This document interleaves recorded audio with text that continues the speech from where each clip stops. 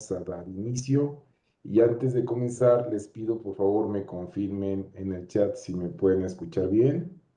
¿Sí me escuchan? Buenas tardes, sí.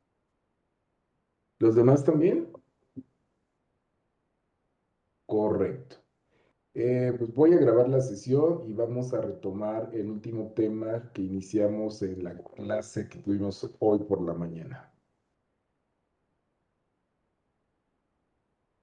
En la sesión que tuvimos este día por la mañana de manera presencial, ya iniciamos el estudio cinético de las reacciones complejas, comenzando con el caso de las reacciones reversibles. Habíamos señalado que nos vamos a basar principalmente en el método integral para abordar la cinética de estas reacciones. Analizamos ya cómo se haría el análisis correspondiente a las reacciones de primer orden y comenzamos a analizar la cinética de reacciones reversibles de primer y segundo orden. Habíamos comentado que en este caso una de las reacciones, ya puede ser la directa o la reacción inversa, sería de primer orden y la otra de segundo. Pero dado que tenemos el caso en el que las reacciones de segundo orden son de dos tipos generales, pues podemos tener distintas combinaciones. En la sesión que tuvimos hoy en la mañana, iniciamos con el caso en el cual las reacciones de segundo orden en sentido directo del tipo 1 y de primer orden en sentido inverso. Con base en ello, vimos cómo se planteaba la ecuación cinética o ley de velocidad y mencionamos que para resolver esa ecuación diferencial era necesario hacer un cambio de variable que me permitiera reducir el número de variables dependientes. Con base en esto, recurrimos a la conversión molar de B y planteamos las concentraciones tanto de A como de B en función de la conversión molar de B. Después de haber derivado las ecuaciones 2 y 3 y encontrar esta igualdad, las ecuaciones 2, 3 y 4 las sustituimos en la ecuación número 1. Y yo les comenté que el procedimiento que íbamos a seguir en la solución de la ecuación diferencial iba a ser un procedimiento general que íbamos a aplicar siempre que la expresión que tenemos aquí del lado derecho diera origen a una reacción de segundo diera origen a una ecuación de segundo grado. ¿Cuándo se va a generar una ecuación de segundo grado? Cuando tengamos una combinación de una reacción de primer orden y una de segundo, o cuando las dos, tanto la directa como la inversa, sean de segundo orden. En este sentido, al comenzar a describir el procedimiento que se sigue, les mencioné que lo primero que se hacía era factorizar la constante cinética de la reacción directa y que al hacerlo, esto me introduce en el segundo término de la expresión que está en el corchete, el cociente K' entre K2, lo cual corresponde al inverso de la constante cinética, ya de la constante de equilibrio. De manera posterior les mencioné que se desarrollaba este binomio cuadrado, lo cual nos llevaba a la siguiente expresión y después organizábamos el polinomio de segundo grado.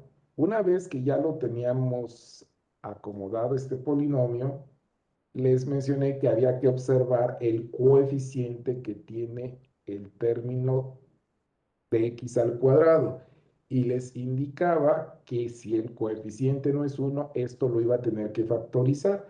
Y al momento de factorizar, la ecuación me quedaba de esta manera. Y hasta aquí llegamos en la ocasión, en la sesión anterior. Ahora, ¿qué procede a continuación? Lo que procede a continuación es factorizar este trinomio cuadrado. Y este trinomio cuadrado, una forma en que lo puedo factorizar sería mediante el producto de dos binomios. Aquí los tengo, R1 menos XB por R2 menos XB. R1 y R2 serían valores numéricos, pero estos valores de R1 y R2 deben ser tales que cuando yo desarrolle este producto, pues me debe regresar a la ecuación anterior.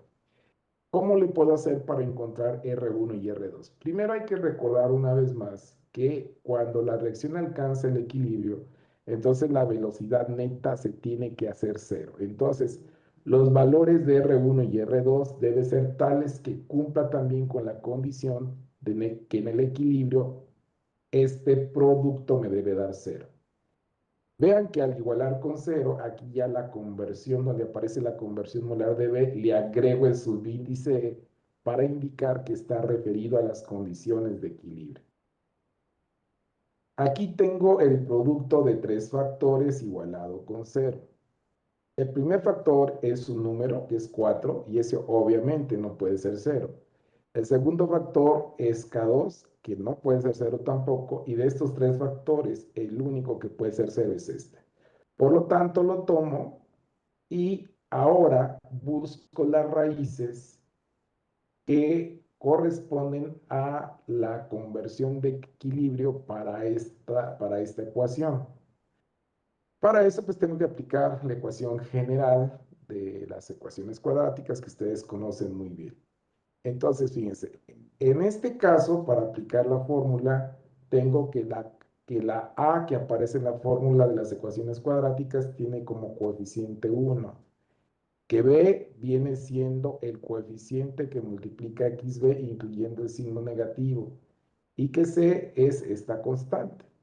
Y ya teniendo identificados los valores de esas constantes, estos tres valores los vamos a sustituir en esta fórmula. ¿Y qué me queda al momento de la sustitución? Pues es lo que les voy a mostrar a continuación. Es 1 entre 2A, pero como A vale 1, pues me queda un medio.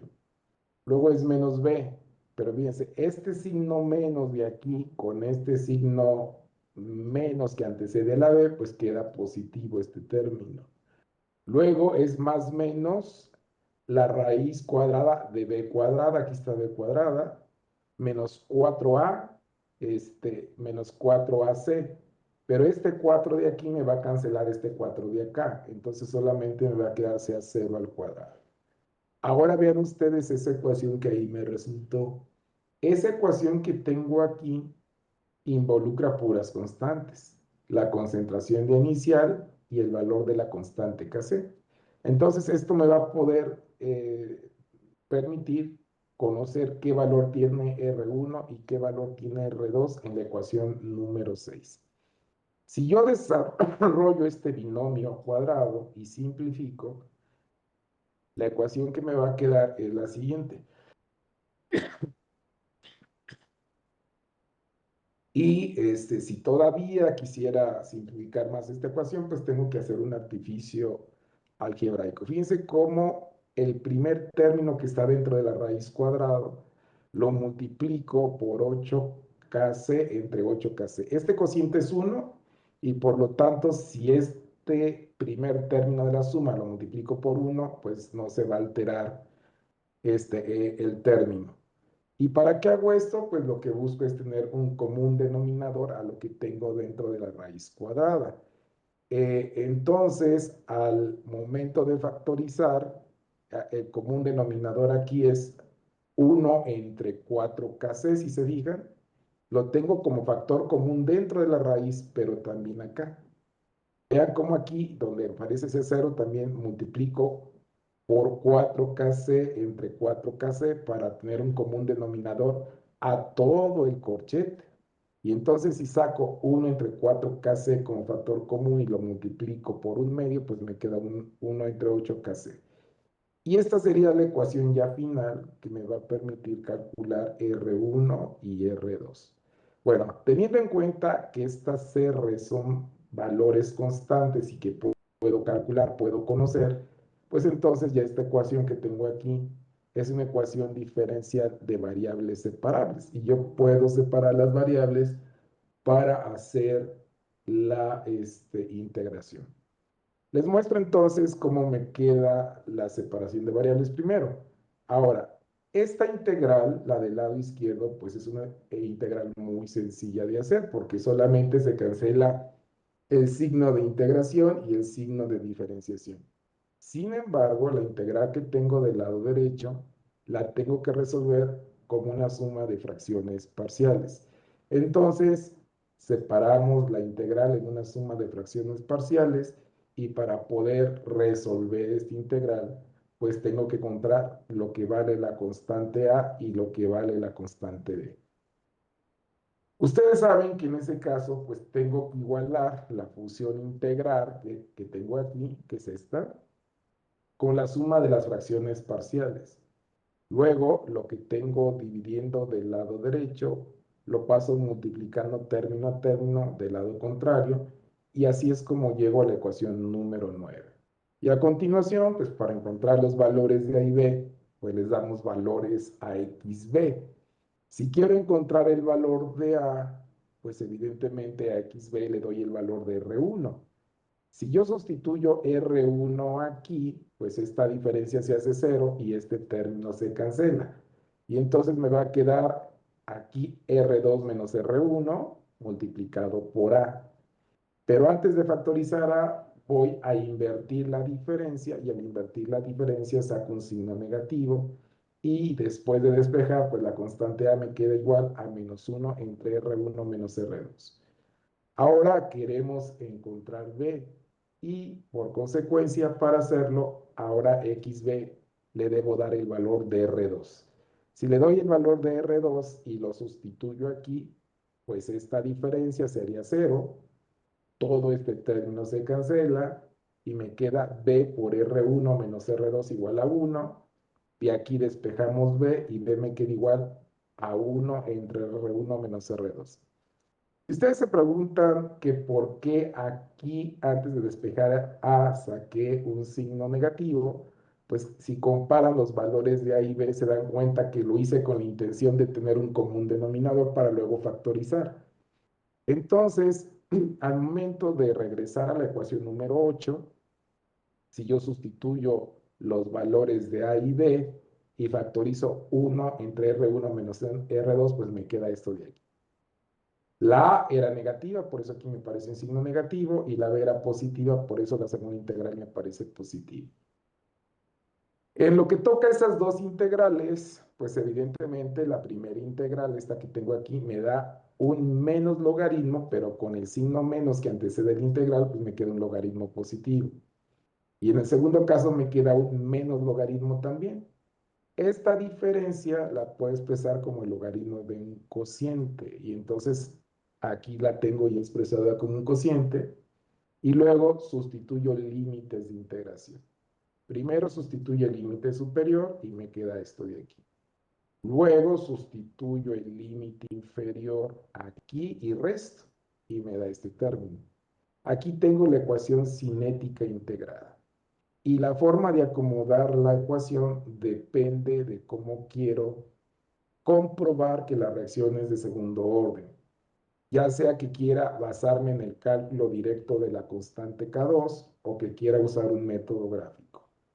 Si me voy por el cálculo de la constante K2, aprovechando propiedades de logaritmos, la última ecuación que tenemos aquí en la diapositiva anterior, fíjense, si yo invierto este signo, digo este cociente, esto se hace positivo y luego puedo multiplicar los argumentos. Entonces, al hacerlo, pues me queda esta expresión. Después de aquí despejamos K2 y ya me quedó la ecuación para calcular K2 en función de la conversión y el tiempo. Entonces, si yo tengo un conjunto de datos de tiempo y conversión molar, puedo calcular para cada par de datos lo que vale la constante cinética. Y como ya le habíamos hecho antes, si nos da un valor constante de K2 para todos los cálculos, entonces el orden que supuse fue el correcto. En este caso, calculo de manera directa la constante cinética de la reacción directa, pero ¿cómo haría para calcular la constante de la reacción inversa? Pues aquí una vez más voy a tener que recurrir a el valor de Kc, que como ya señalamos, cuando el orden coincide con esta equimetría, el valor de la constante de equilibrio expresada en términos de concentración equivale numéricamente a este cociente. Y por definición, Kc es este cociente de concentraciones para la reacción que estamos analizando. Que si esto lo sustituimos en términos de la conversión molar, pues me quedaría este valor. Y así es como abordaríamos el caso en el cual tenemos alguna combinación de reacciones de primer y segundo orden. ¿Sí quedó claro, compañeros? ¿Sí quedó claro? ¿Sí? A ver, díganme algo, porque pues, si no, Sí, Sí, profe. profe. Bueno, entonces, a ver, según yo, se quedaron hasta aquí. Entonces la nota debe empezar a partir de aquí, o la debe continuar a partir de aquí. Les voy a pedir que esto lo anoten en su cuaderno y ahorita que acabe me avisan, por favor.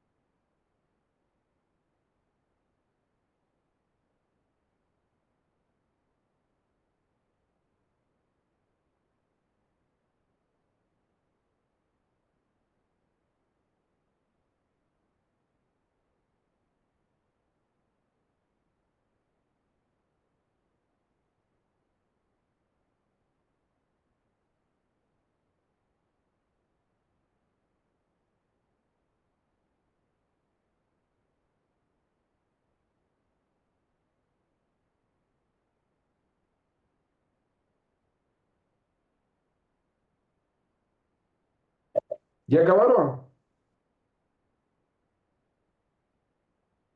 No.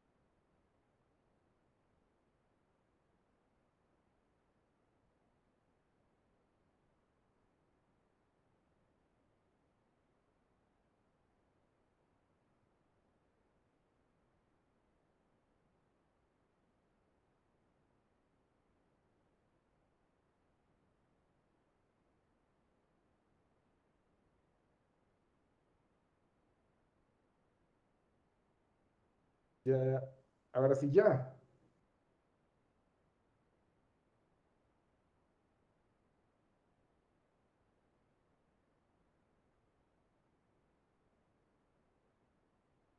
Sí, ya acabaron. Ya casi. Pero sí avísenme, porque les digo, luego no me dicen nada y yo no sé si avanzar o no avanzar.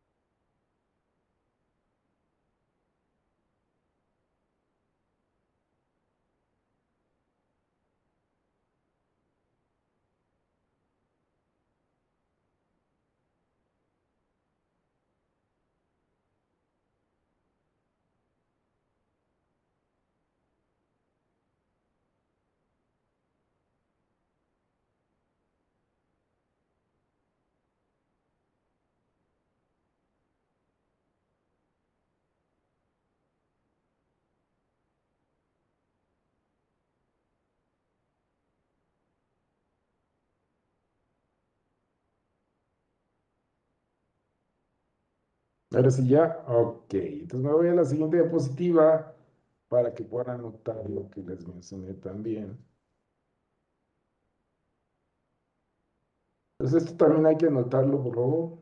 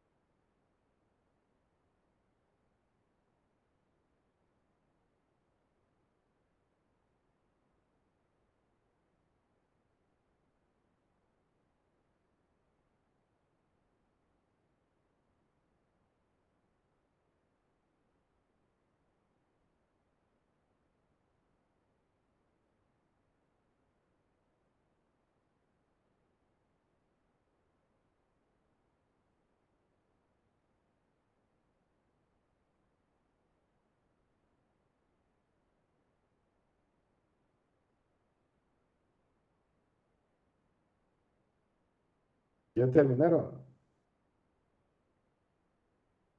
Profe.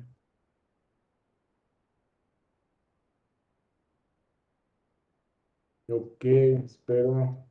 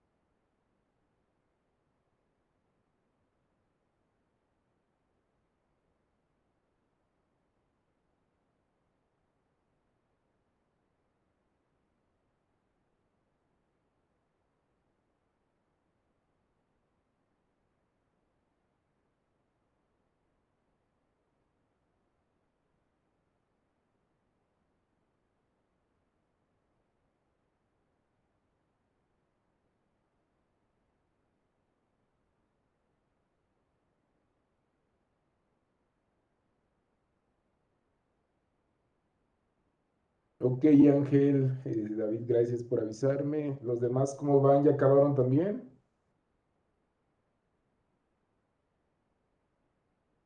Ya casi. Bueno, entonces ya nada más falta esta parte para pasar al siguiente caso.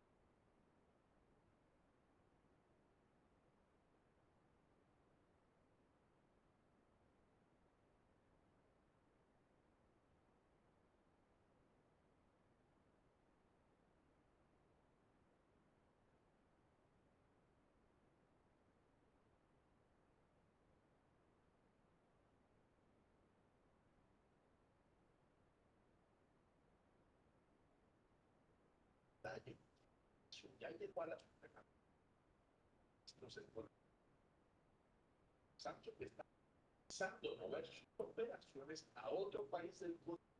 Si esto no solo perdería miles de empleos, sino también una enorme exportaciones tecnológicas. Y no es solo un proyecto físico, es una advertencia para todos los inversionistas que ven a México como destino de futuro. Así que, ¿qué opinas? ¿Debería ser más flexible para conservar empleos e inversión o debería aplicar todo el peso de la ley?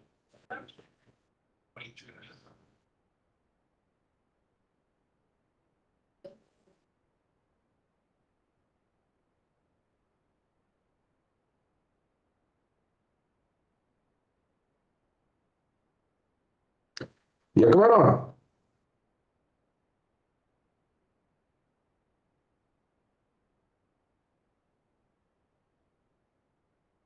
¿Los demás también? Bien, vamos al siguiente caso.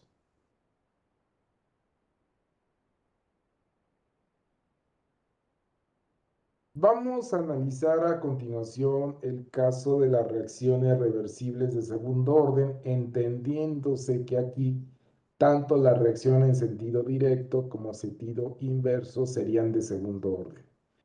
Al igual que en el caso anterior, no vamos a revisar todas las opciones posibles que pudiéramos tener de reacciones de segundo orden. Vamos a ilustrar cuál es el procedimiento que se sigue basándonos en el método diferencial y ya entendiéndose, pues ustedes lo pueden aplicar para cualquier combinación de reacciones de segundo orden.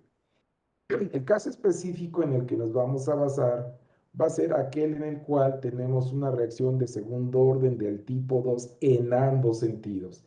Y esta reacción la puedo representar de manera general de la siguiente manera. Tengo un reactivo A que reacciona con un reactivo B y se obtienen los productos C y D. Cada reacción tiene su propia constante cinética. Para la reacción que procede de reactivos a productos, tenemos la constante K2. Y para la reacción que procede de productos a reactivos, le corresponde la constante K2'. Para esta reacción, la ecuación de velocidad o la ley de velocidad sería la que tienen aquí. La velocidad neta de consumo de A es igual a la velocidad neta de consumo de B, y esto a su vez igual a la velocidad neta de formación de C e igual a la velocidad neta de formación de D. Y de acuerdo a la ley de acción de masas, esto es el producto de la constante cinética en sentido directo por la concentración de A y B menos el producto de la constante inversa por las concentraciones de C y D.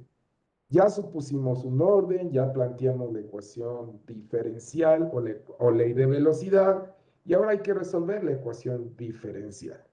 En este caso tenemos 4 variables dependientes y una variable independiente. Las variables dependientes son todas las concentraciones, la de A, la de B, C y D, y la variable independiente es el tiempo. Esta ecuación ya sabemos que no la voy a poder resolver analíticamente así como la tengo escrita.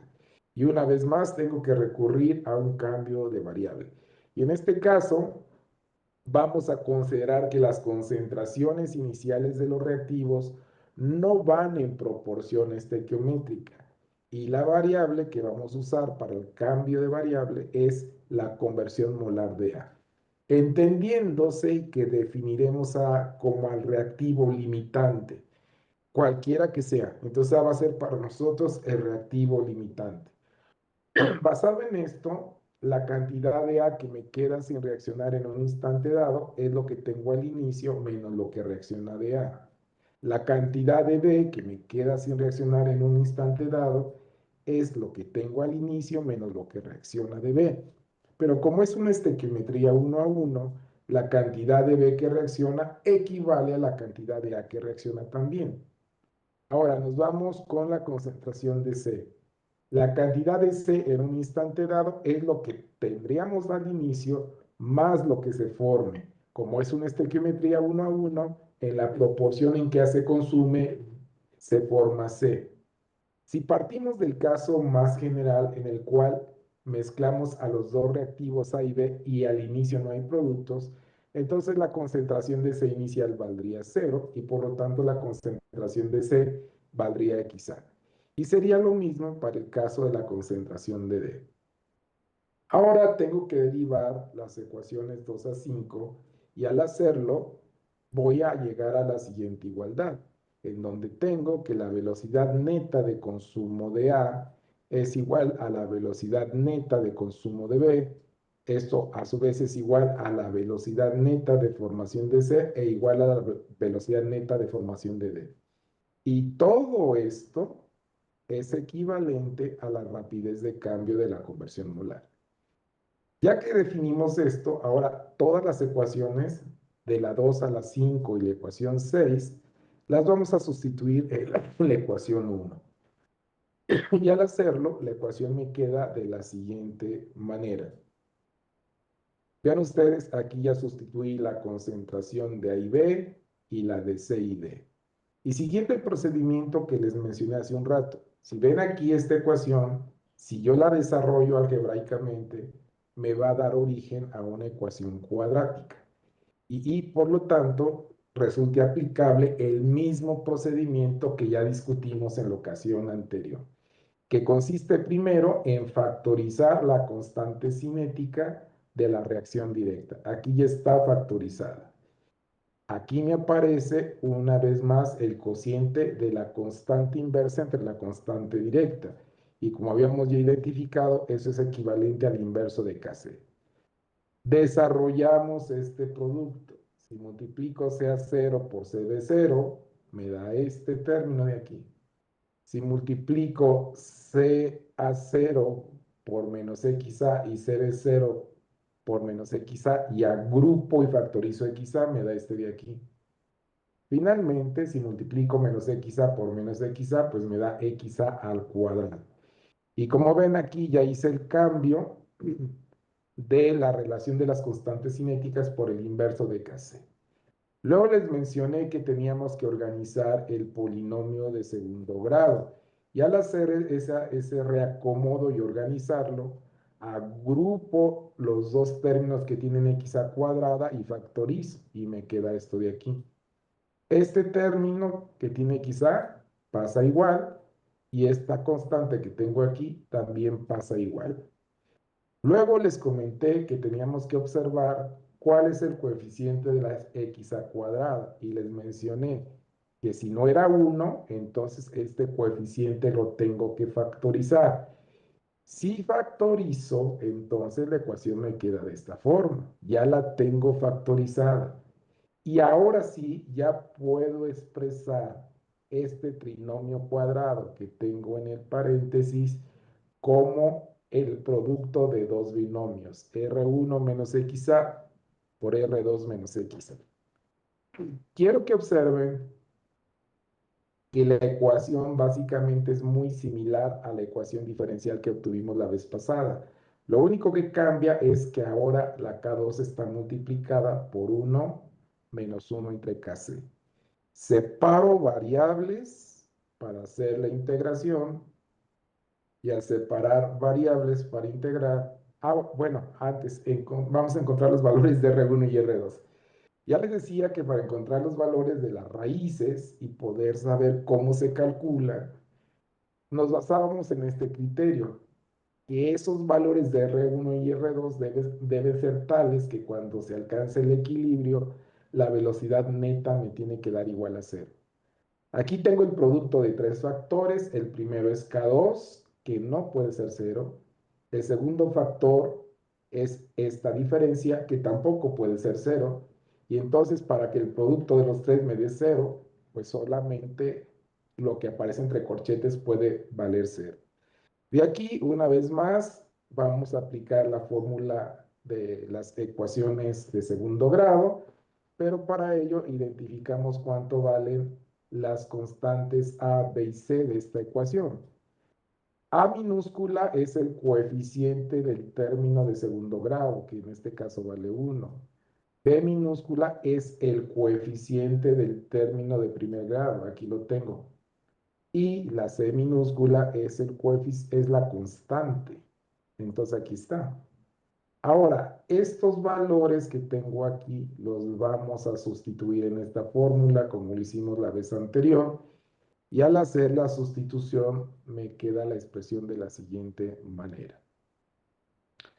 Vean cómo otra vez este signo negativo que aquí tengo con este signo negativo que aparece en la fórmula hace que la cantidad que sustituyo sea positiva. Aquí la b la tengo al cuadrado, y aunque aquí tengo un signo negativo, si lo elevo al cuadrado se hace positivo. Y luego, acuérdense que a vale 1, entonces este 4 tiene que multiplicar a la c, y nos queda este valor. Pero vean que al mismo tiempo, aquí estoy multiplicando y dividiendo por 1 menos 1 entre kc, con el objetivo de tener un común denominador dentro de la raíz cuadrada. Si este 1 menos 1 entre kc lo factorizo, al sacarlo de la raíz cuadrada se elimina el cuadrado y va a aparecer acá afuera multiplicando la raíz, pero aquí también aparece y esto me va a permitir factorizarlo del corchete. Fíjense cómo ya está aquí factorizado. Entonces ya me quedó así la ecuación. Todavía podría ser una simplificación adicional si esto lo desarrollo al cuadrado, si esto lo multiplico, de manera tal que al final la ecuación resultante sería esta. Entonces, para conocer R1 y R2, pues yo debo conocer cuánto vale la concentración de A inicial y la concentración de B inicial, pero también necesito la constante de equilibrio Kc para poder calcular R1 y R2. Me regreso ahora sí a mi ecuación diferencial para integrar. Pero fíjense que aquí es donde van a entender a qué me refería cuando les comentaba que era una manera de generalizar el método para cuando me dé una ecuación cuadrática. Porque esta integral que tengo del lado derecho ya la resolví, ya sé que de esta integral no la tengo que volver a hacer. Y esta integral me da esto. Nada más noten que el R1 menos R2 que aparecía aquí dividiendo, lo pasé del lado contrario. Y aunque la integral a lo mismo, lo que sí debe quedar claro es que lo que no se calcula igual es R1 y R2. Lo que va a ir cambiando, dependiendo del tipo de reacción que tenga, es la forma en que se calcula R1 y R2. Para este tipo de reacción, R1 y R2 se calcula con esta fórmula.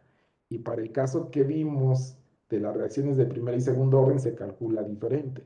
Entonces, lo que me voy a ahorrar es el estar integrando a cada rato, porque la integral siempre me va a quedar la misma. Pero reitero, lo que va a variar es cómo calculo R1 y R2. Y la manera de comprobar que es de segundo orden, pues es igual a como ya lo comentamos anteriormente. Me puedo basar en el cálculo de K2 o, si se puede, le doy una estructura de línea recta a la ecuación y puedo, mediante una representación gráfica, determinar si es de segundo orden. Entonces, con esto yo voy a poder tomarlo como referencia para saber si el orden supuesto es correcto. Y si quiero calcular la constante inversa, pues recurro al valor de Kc. Kc es el cociente de K2 entre K2', y ya saben que cuando el orden coincide con esta estequiometría, la relación de constantes cinéticas equivale al valor de Kc, y si estas concentraciones las expresamos en función de la conversión molar, pues la ecuación me quedaría así. Entonces, una vez conocido el valor de Kc y habiendo calculado K2, de aquí podemos despejar K2' para conocer la otra constante. ¿Sí se entendió esto, compañeros? ¿Sí se entendió? Sí, profe. Sí, Aunque, profesor. aunque ahorita nada más estamos viendo un ejemplo de reacciones de primer y segundo orden y uno de segundo orden, en esta introducción para explicarles cómo se abordan este tipo de reacciones, ahorita que vamos a comenzar los problemas, ahí vamos a abordar otros casos diferentes. Ya entendiendo este procedimiento, entonces ahí van a entender cómo se tiene que hacer. Vayan anotando esto en su cuaderno, por favor, y cuando terminen me avisan.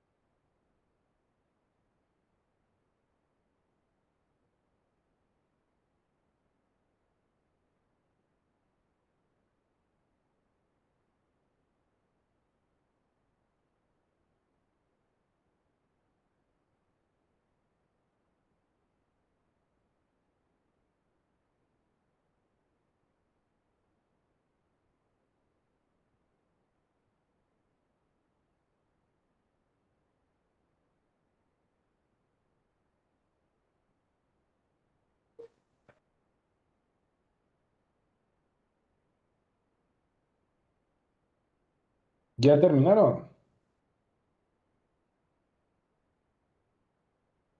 No, Ok, nos esperamos.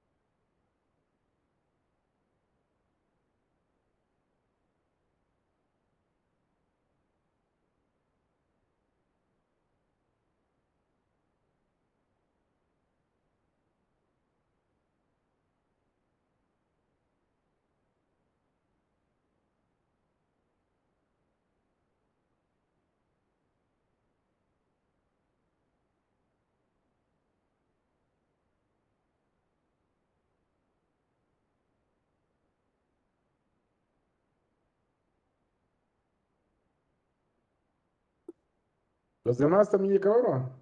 Ya acabaron. Gracias, Rubicela. Ya no falta nadie. Bueno, entonces, anoten esto también, por favor.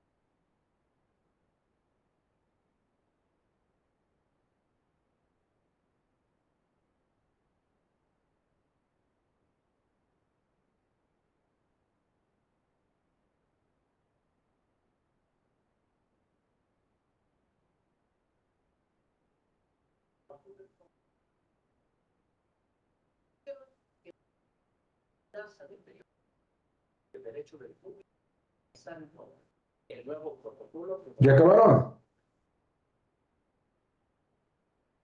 Ya casi. Ok.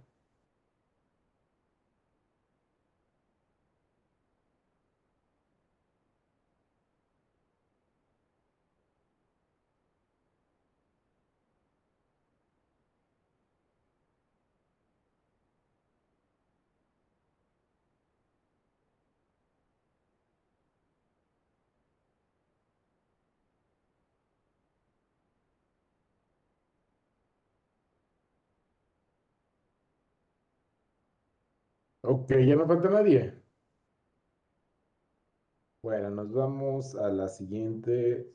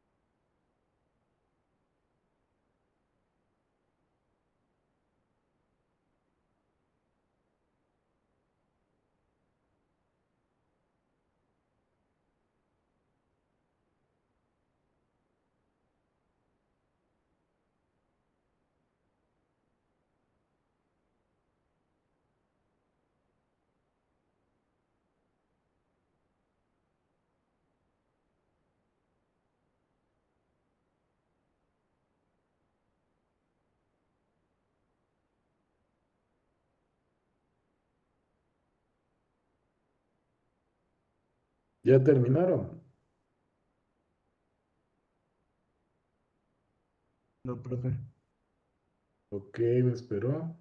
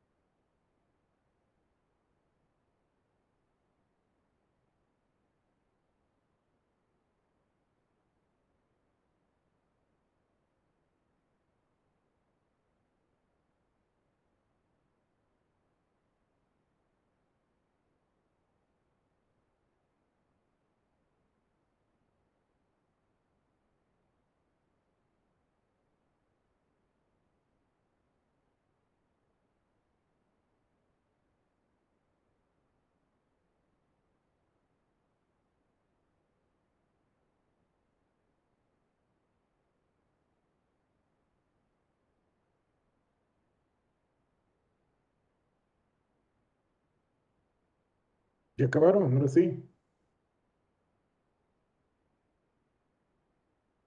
Ya No, casi. profe.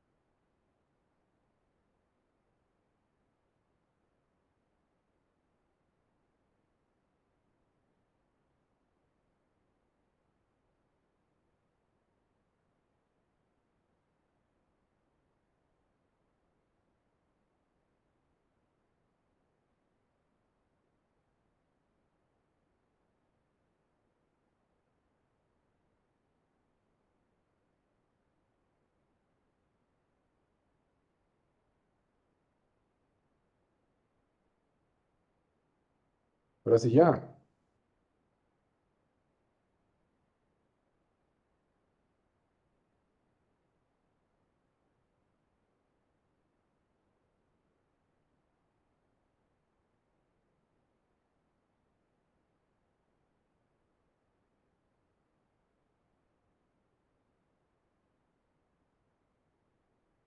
¿Ya estuvo?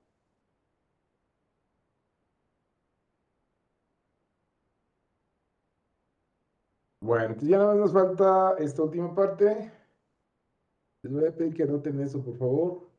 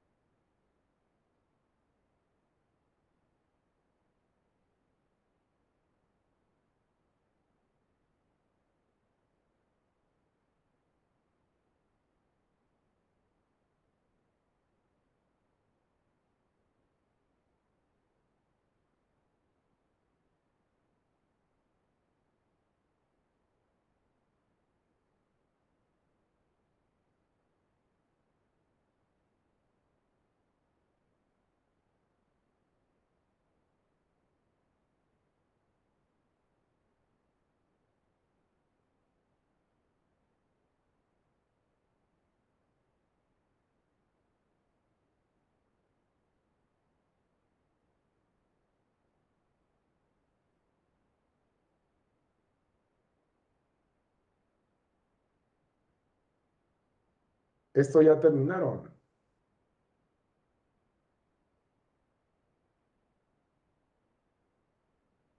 Ya, profe.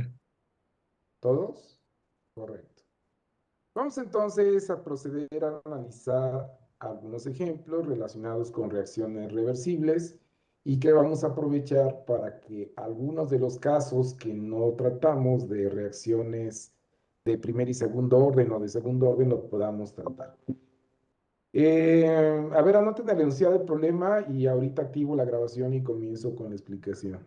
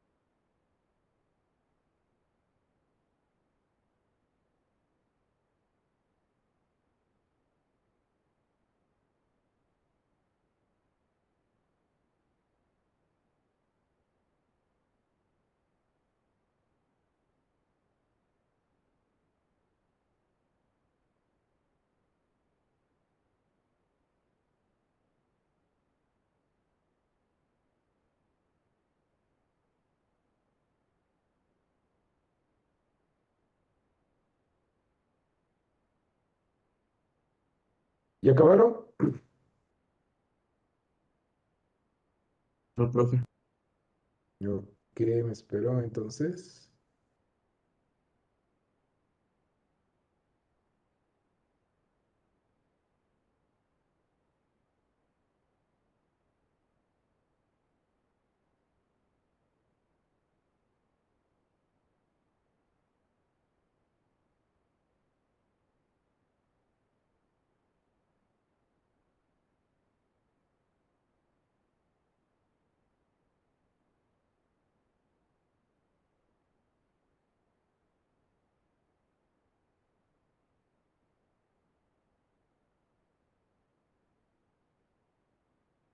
Ahora sí ya.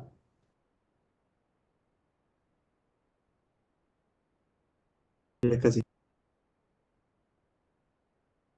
Muy bien, entonces.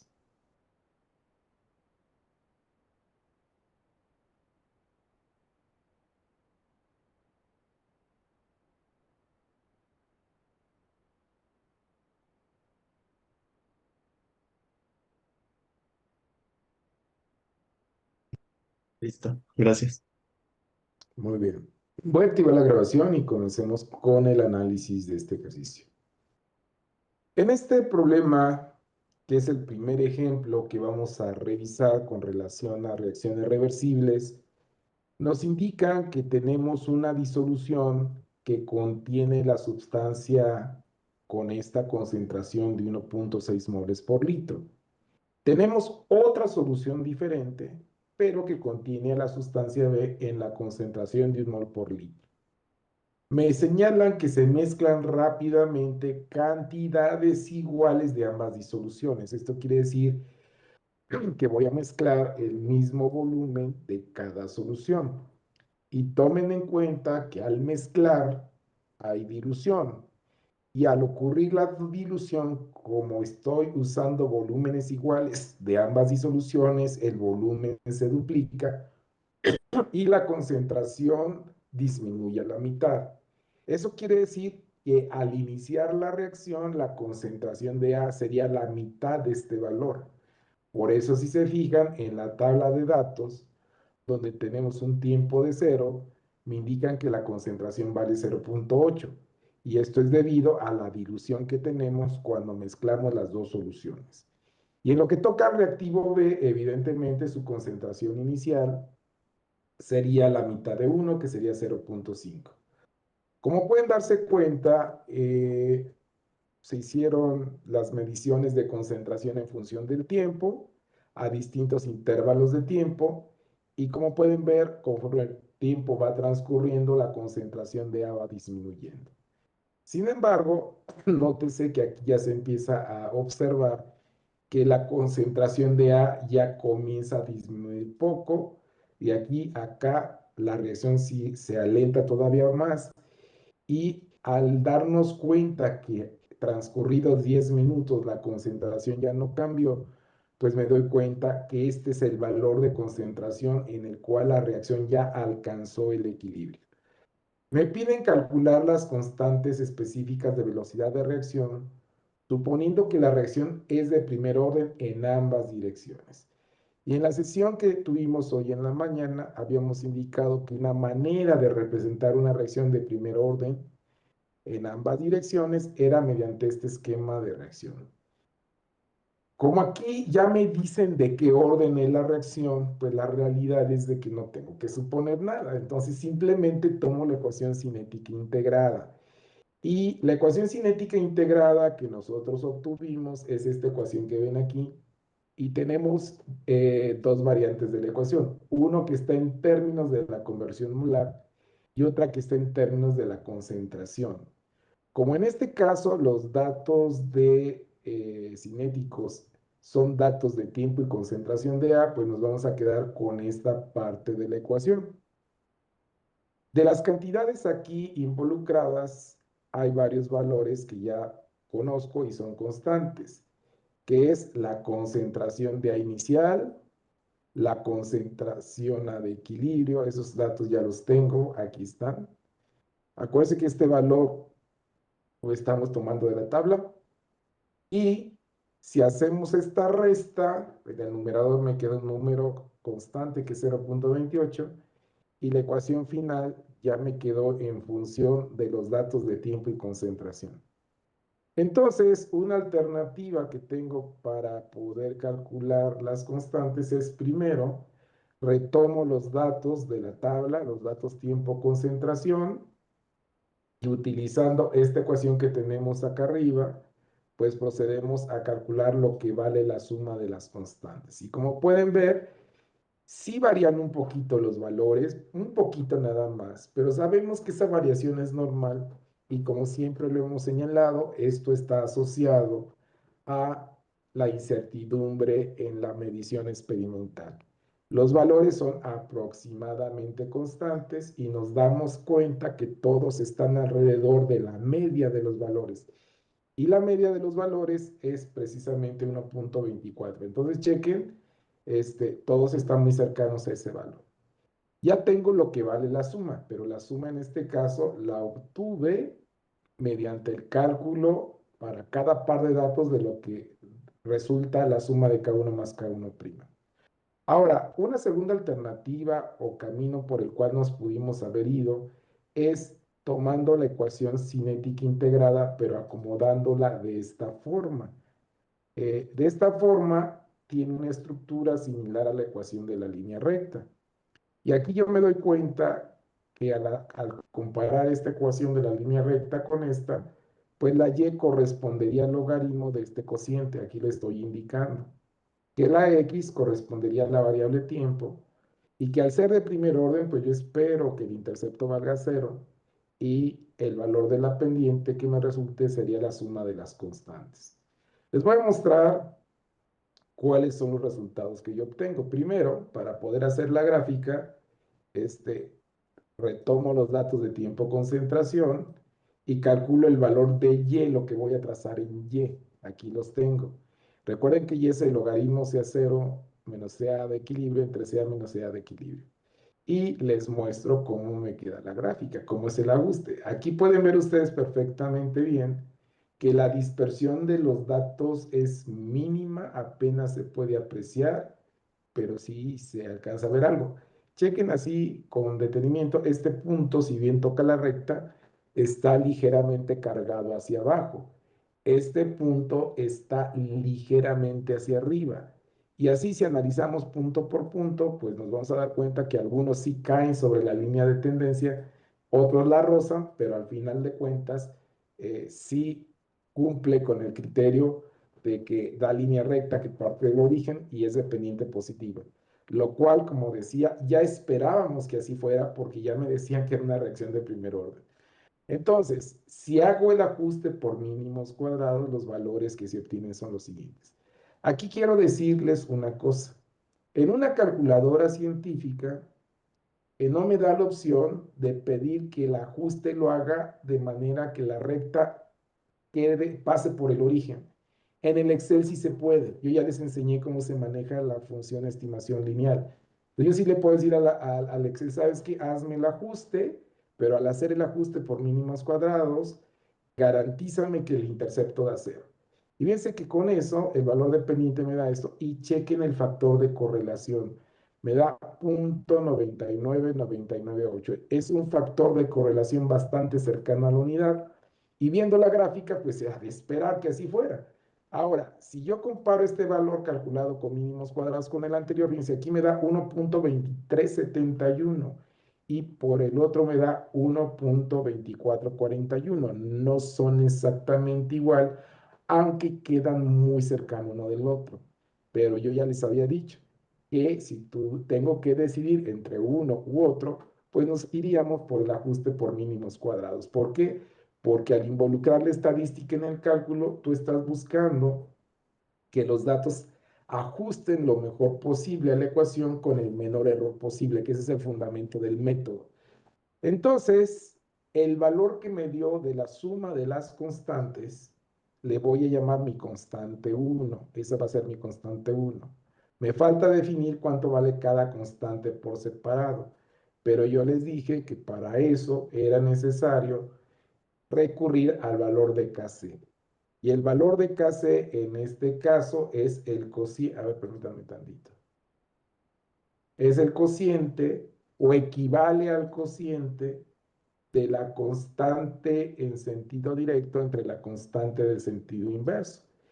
Y de acuerdo a la reacción que tenemos representada, la constante Kc sería el cociente de la concentración del producto en el equilibrio que es B entre la concentración de reactivo en el equilibrio que es A.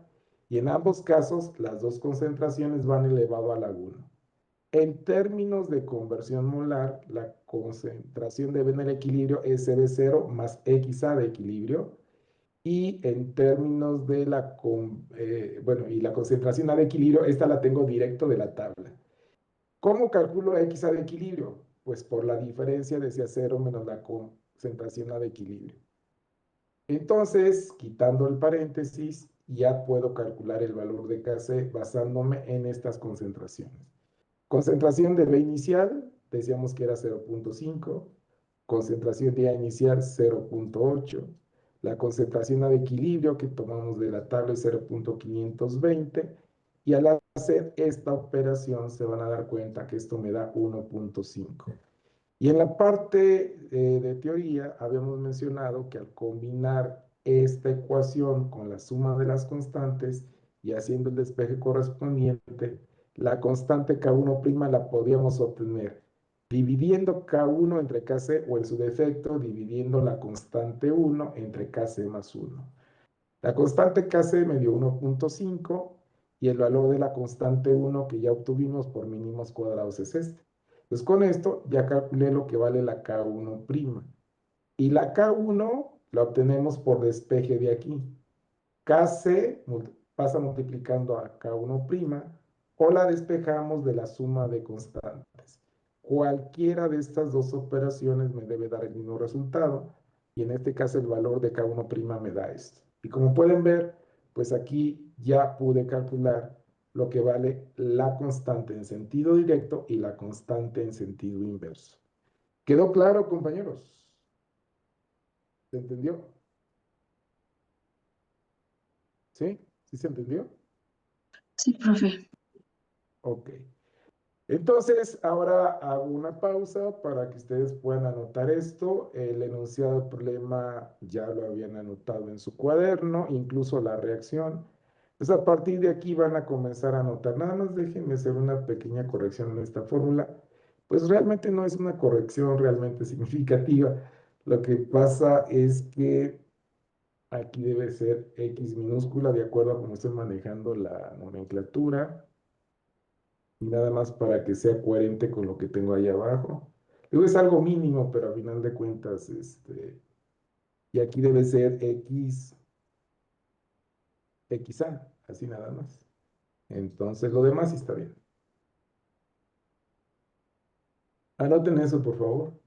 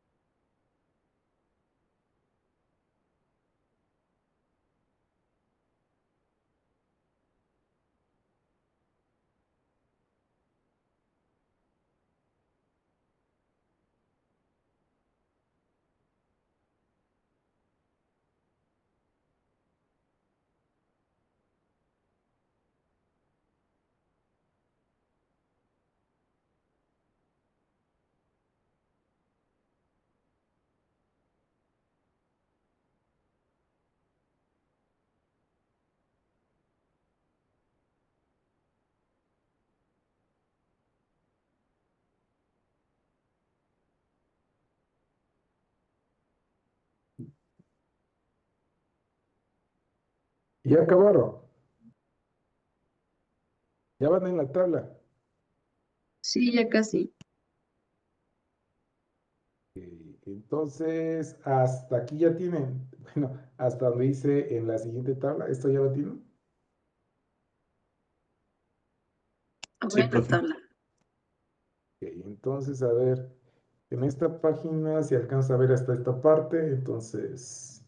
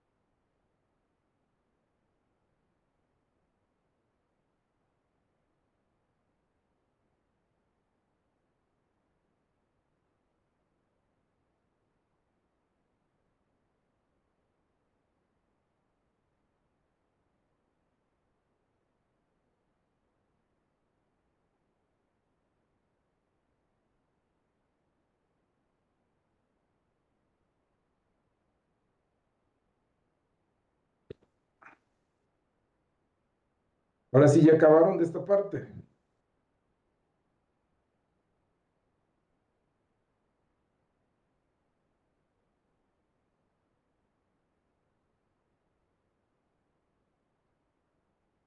Sí, profe.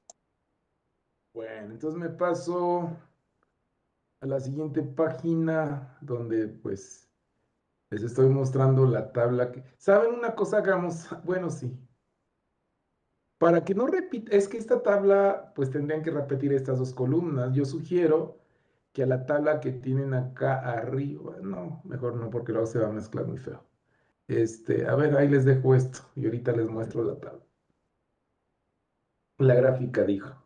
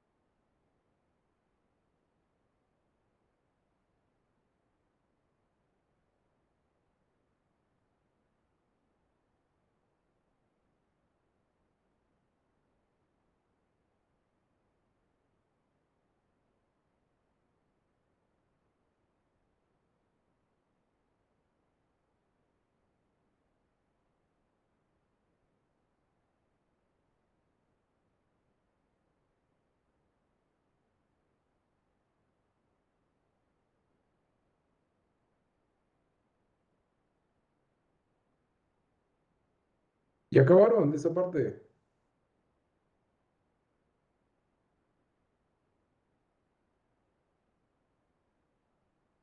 Sí, ya terminaron. Ok, les voy a dejar la gráfica unos instantes por las personas que les interese. A ver, permítame tantito que se me fue un poco esto. A ver. Ah, pues ahí más o menos se ve la gráfica, no se ve completo, le podría disminuir el zoom, pero la idea es que ustedes repliquen la gráfica nada más para que la peguen en su cuaderno. Recuerden que al final revisó las notas, quien sí las tenga bien organizadas, que le haya incorporado todo lo que nos ha tocado hacer en el Polymath, que hagan sus grafiquitas, las peguen en su cuaderno. Eso les va a ayudar al final. Esa es otra de las variantes que les puede ayudar para mejorar la calificación al final. Obviamente que la cuestión de revisar las notas también es en la idea de que quienes no se conectan, pues las lleven al corriente, ¿no? Y yo revisar que sí las llevaron al corriente.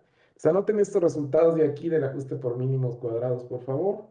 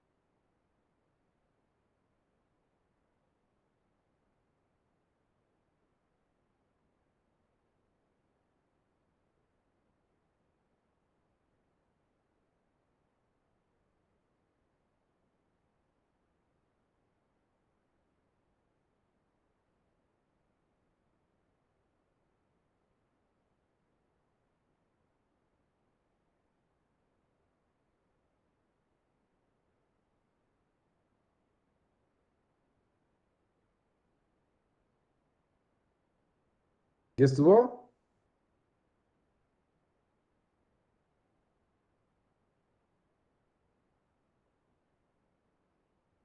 Bien, entonces viene esta parte final del cálculo. De una vez les voy a dejar a la vista el enunciado del siguiente problema para que lo vayan anotando también, por favor.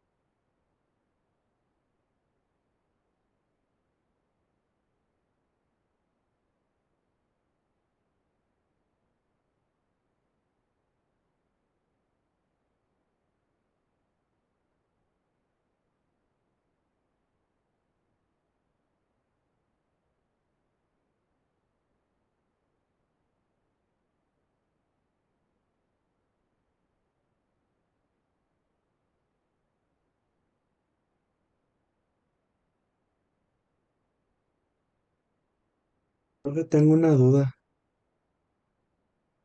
A ver, ¿cuál es la duda? No visualizo de dónde sale el +1 que suma a la casi. A ver, aguántame tantito. Gracias.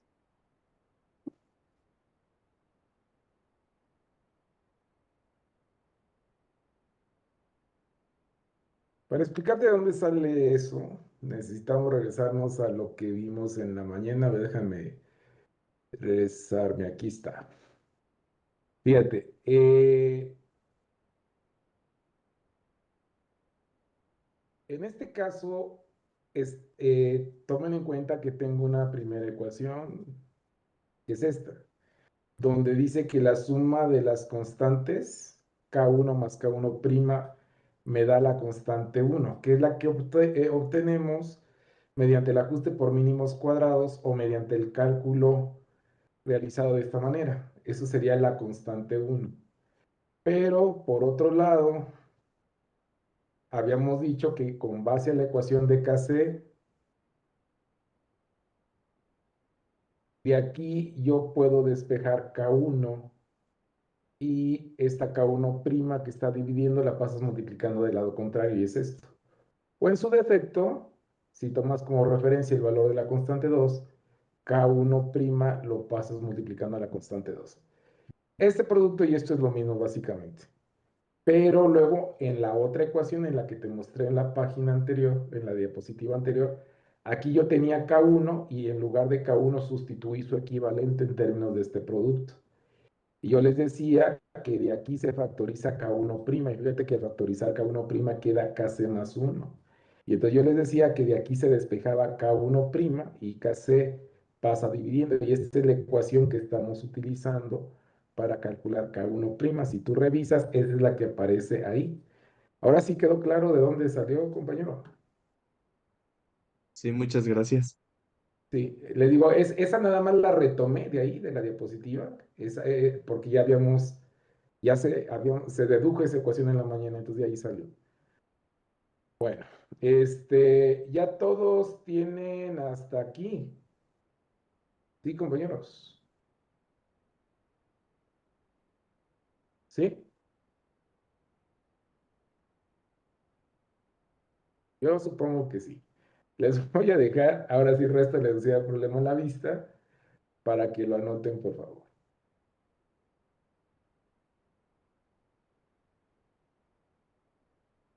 So, ahorita que acaban de anotarlo, avísame, por favor.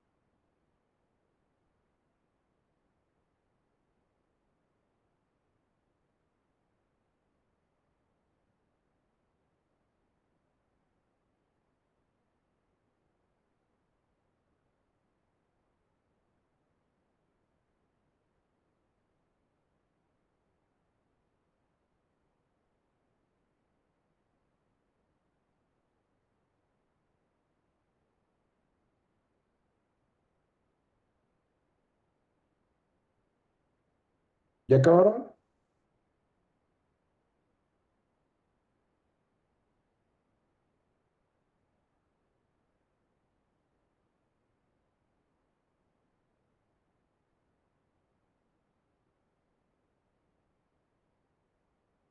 ¿Sí? ¿Ya acabaron todos?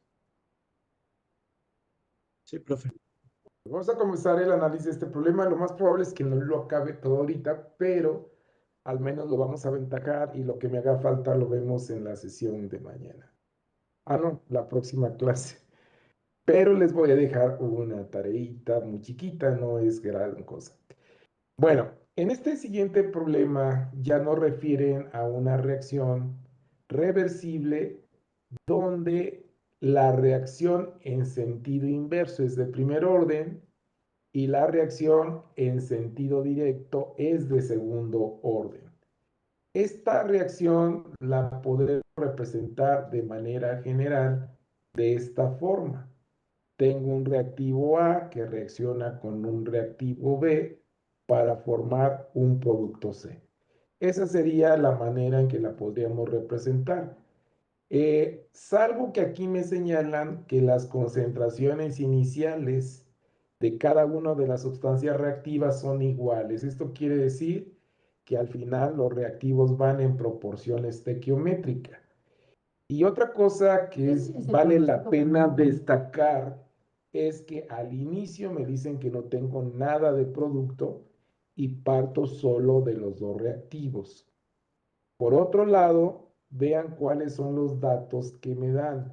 No me dan datos de tiempo y concentración, me dan distintos valores de velocidad de reacción para distintos valores de conversión molar. Eso quiere decir que aquí voy a trabajar de manera directa con la ecuación cinética sin integrar para el análisis de los datos cinéticos. Y de ese análisis vamos a encontrar lo que vale K1 y K2 y la constante de equilibrio. Entonces hay una primera parte del cálculo que tiene que ver con esto. La otra parte del cálculo ya me pide el tiempo necesario para lograr una conversión del 60% de reactante. Aquí sí necesito la ecuación cinética integrada para poder hacer este otro cálculo final, pero ya es hasta que haga este cálculo.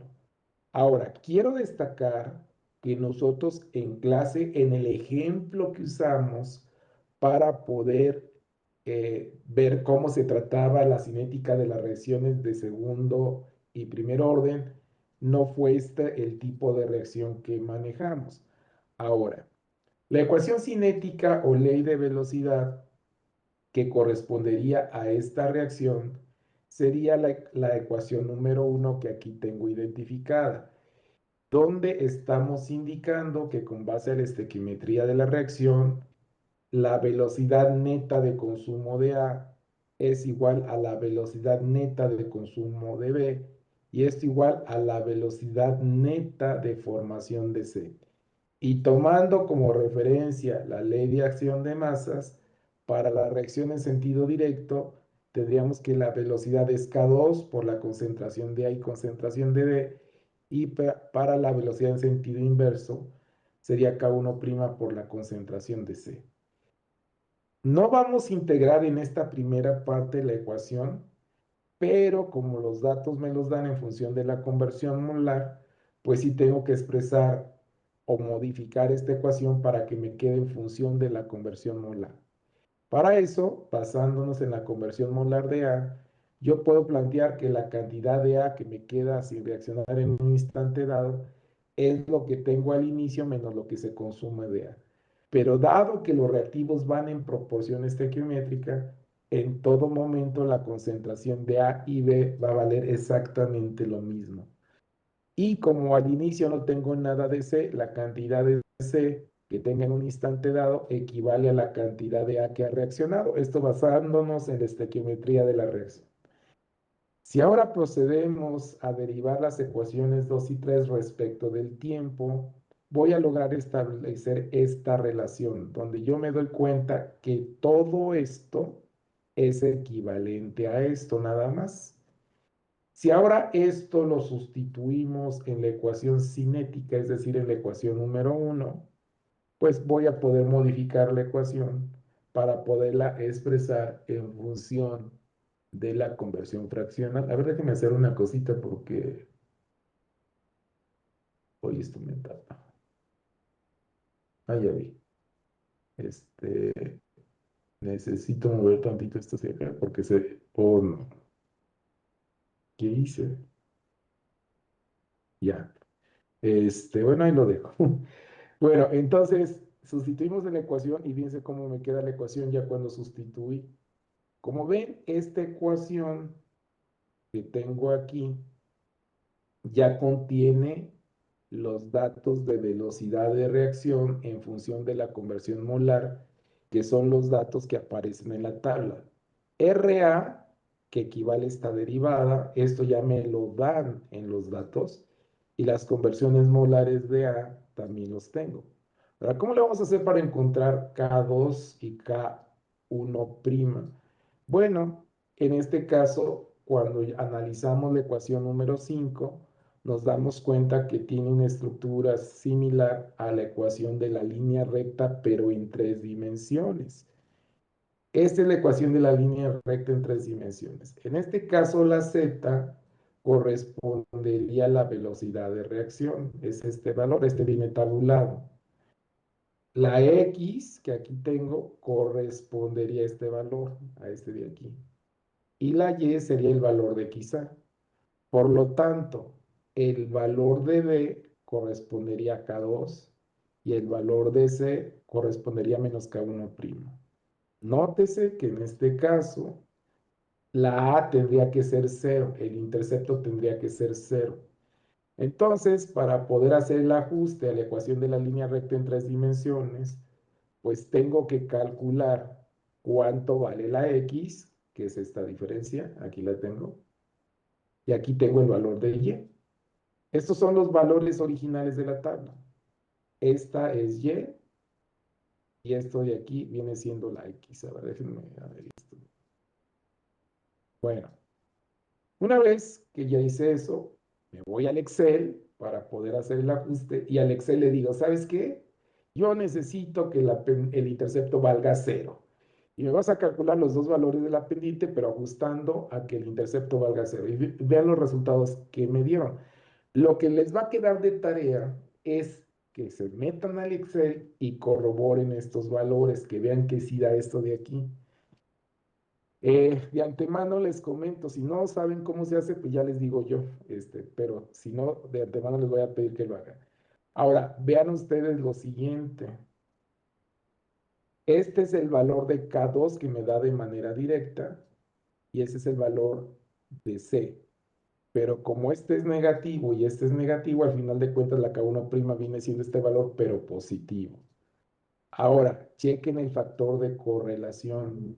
Es muy alto, se despega muy poquito de 1. Eso me está diciendo que si bien es bueno el ajuste, es muy bueno el ajuste, esto es un indicativo de que hay un poquitito de dispersión, pero es muy pequeñita la dispersión. O sea que sí ajusta bien a la ecuación de la línea recta en tres dimensiones con el intercepto de 0. Y aquí ya tenemos una primera parte del cálculo. ¿Sí se entendió esto, compañeros? ¿Sí se entendió? Sí, profe. Sí, profe. Bueno, entonces, de aquí a la clase presencial, chequen si pueden obtener estos valores ayudándose del Excel. Si no saben cómo, pues ya les diré yo en la clase próxima. Bueno, voy a hacer una pausa para que nada más anoten esta partecita.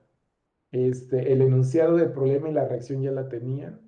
Y pues tienen que anotar a partir de aquí. A ver, anoten esto, por favor.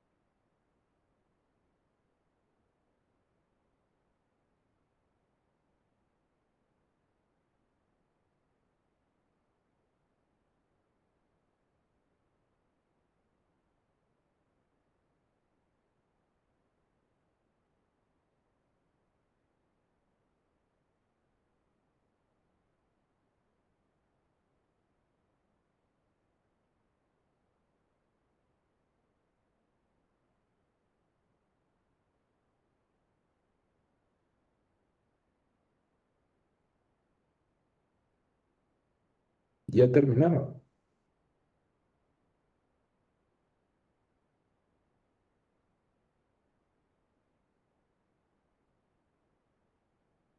Ya casi.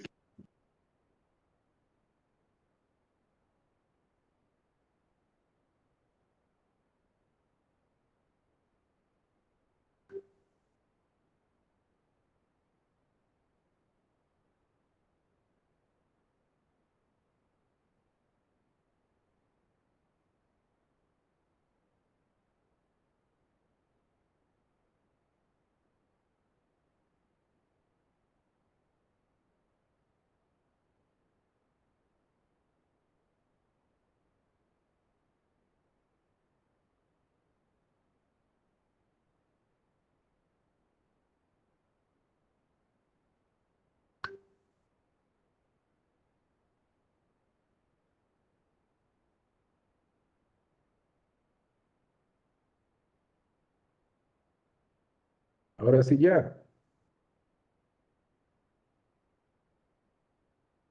Ya. Bueno, entonces voy a pasar a la siguiente página para que anoten lo demás. A ver. Y nada, más van a anotar esta parte y con eso vamos a concluir. Pero lo que no hemos comentado lo vemos en la siguiente sesión. Y les digo, por favor, chequen bien en el Polymath y en el Excel cómo queda la regresión. Verifiquen los valores, no me los crean. A veces yo me suelo equivocar, puede ser un error de dedo que metí mal un dato, pero sí llega a pasar que evidentemente a veces por ahí se me va algo, ¿no? Entonces, me ayuda mucho cuando ustedes pues me hacen las observaciones para ir haciendo correcciones sobre lo que les voy mostrando. Por ejemplo, si la metemos a Polymath, tendríamos que poner la ecuación 5, ¿no? Mm, puede ser, sí, pero al final de cuentas en el Polymath vas a matear una tabla de valores y la tabla de valores que meterías en el Polymath es esto. Y para ti, este valor sería la Y y este sería la X, ¿no? Entonces, lo que le meterías al Polymath es esto de aquí, esa tabla, para que haga el ajuste. Ok, gracias.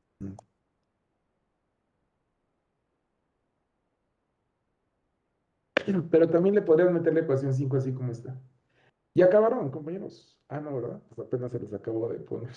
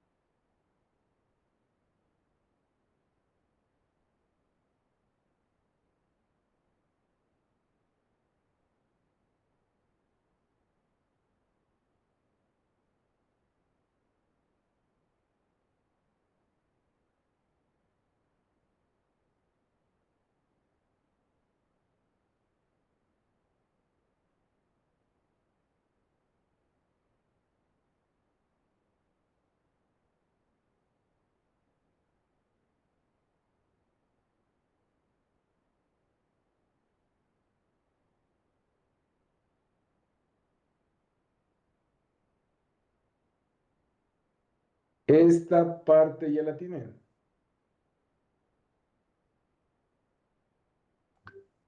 Sí, profe.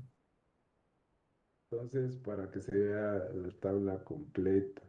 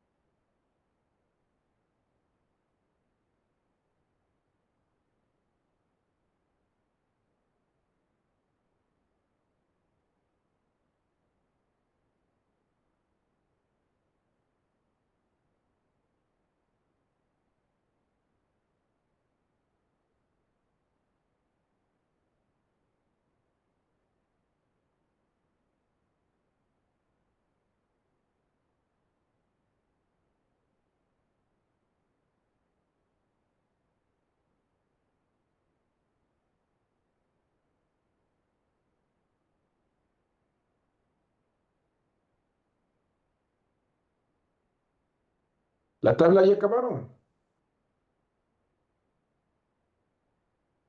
Sí, ya terminaron la tabla.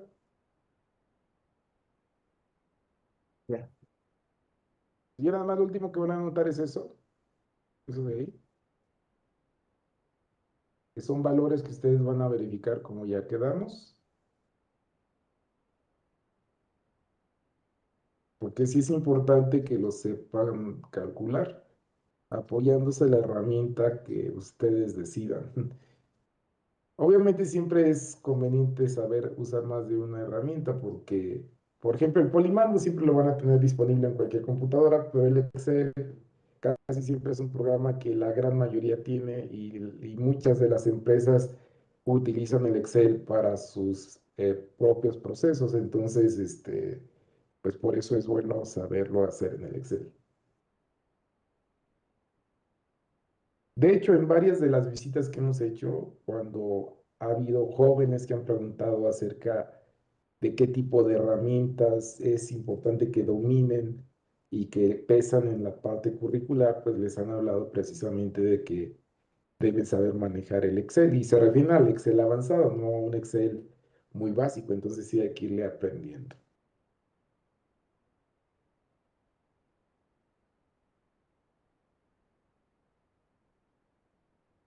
¿Ya terminaron?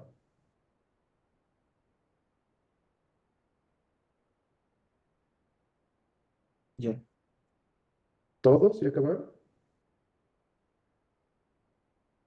Bueno, si ya acabaron, con esto estaríamos concluyendo nuestra sesión vespertina del día de hoy. Les agradezco su presencia y nos estaremos viendo la próxima clase presencial. Que tengan muy buenas noches, descansen y hasta la próxima. Muchas gracias, profe. Nos vemos. Vale, profe, hasta luego. Buenas noches a todos. Bye.